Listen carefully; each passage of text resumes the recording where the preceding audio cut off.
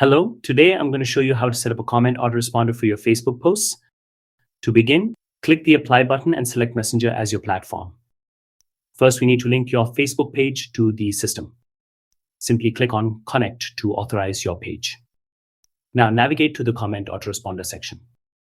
From here, let's go ahead and create my very first autoresponder.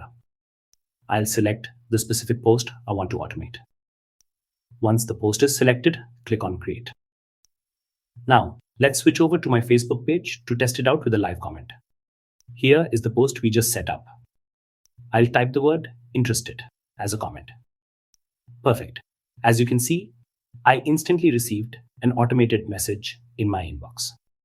That is how you set up a basic autoresponder. You can also add multiple keyword triggers. For instance, I can set up specific replies for different phrases.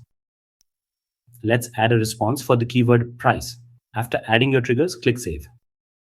Now, if I try using this new keyword on the post, there we go.